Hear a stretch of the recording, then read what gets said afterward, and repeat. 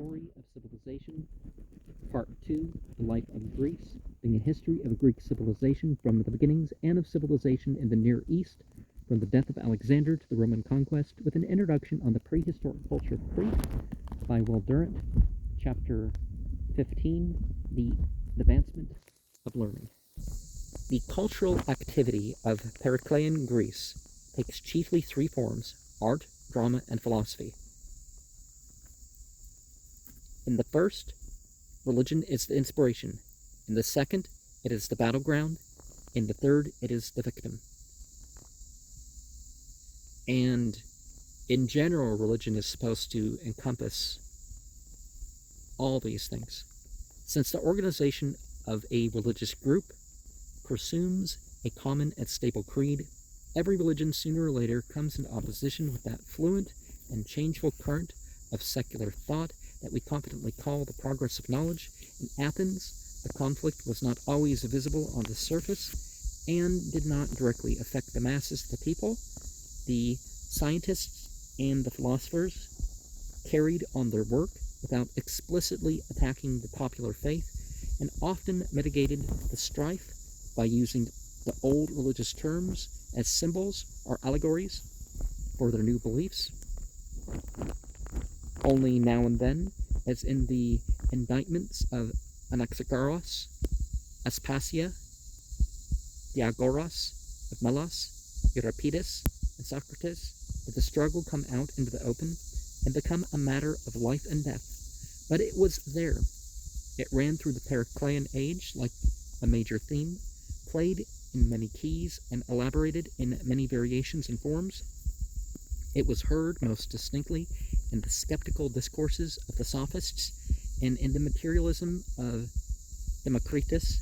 It sounded obscurely in the piety of Aeschylus, in the heresies of Euripides, even in the irreverent banter of the conservative Aristophanes, and it was violently recapitulated in the trial and death of Socrates. Around this theme, the Athens of Pericles lived its mental life. And well, nowadays I guess we've gone towards that there was a style of what it was to be American, and then we wanted to be entertained, and then we became a bunch of whiners who overtermed things.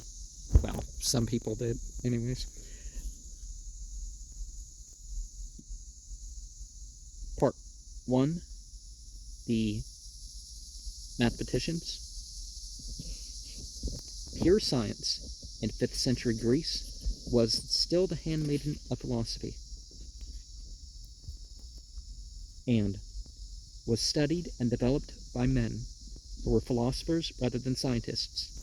To the Greeks, higher mathematics was an instrument not of practice but of logic, directed less to the conquest of the physical environment than to the intellectual construction of an abstract world.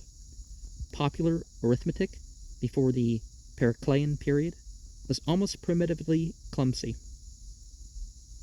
On later, possibly Periclean arithmetical notion, see chapter 28, section 1. One upright stroke indicated 1, 2 strokes 2, 3, 3, 4, 4,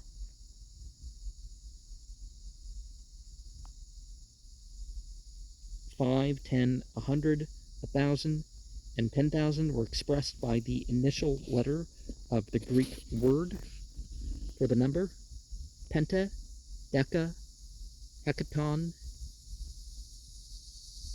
helioi, murioi,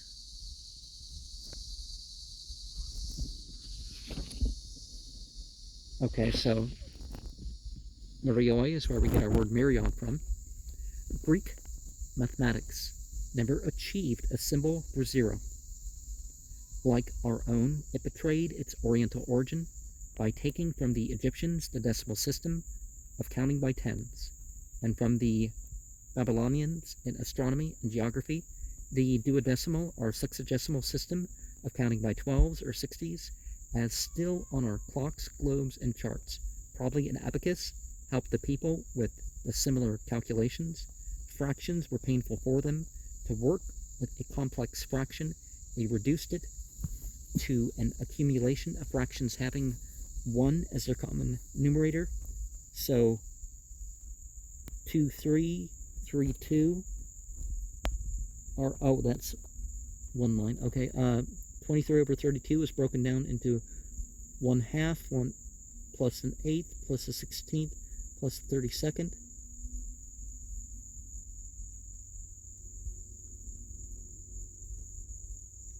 Of Greek algebra, we have no record before the Christian era. Geometry, however, was a favorite study of the philosophers. Again, less for its practical value than for its theoretical interest. The fascination of its deductive logic, its union of subtlety and clarity, its imposing architecture of thought. 3 problems particularly attracted these mathematical metaphysicians: the squaring of the circle, the trisection of the angle, and the doubling of the cube.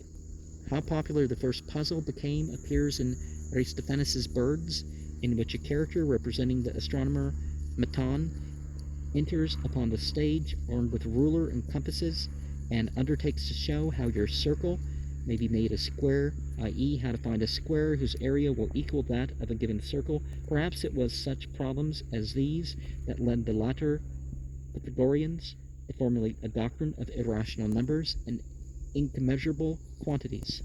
Irrational numbers are those that cannot be expressed by either a whole number or a fraction, like the squared root of 2.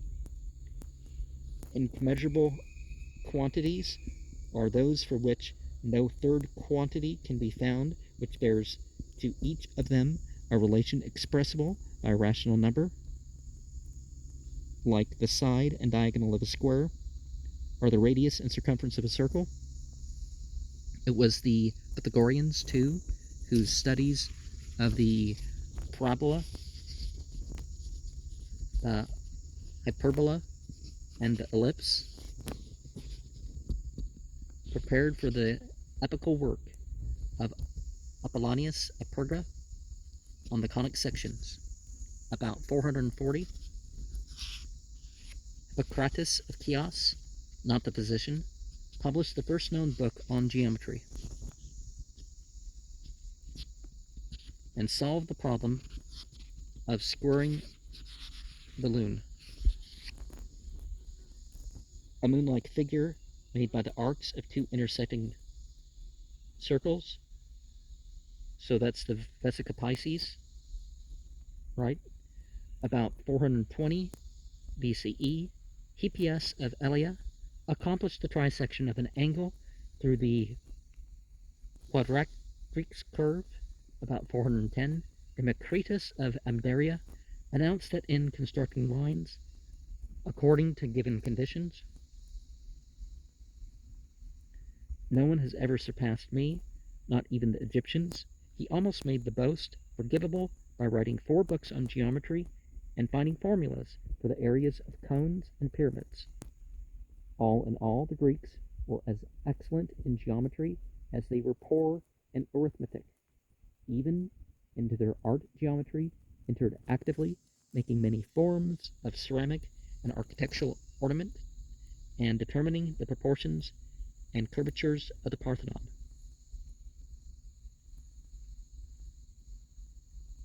So to re-render the fraction, we have 16 plus 4 plus 2 plus 1. And that would leave us at 23/32.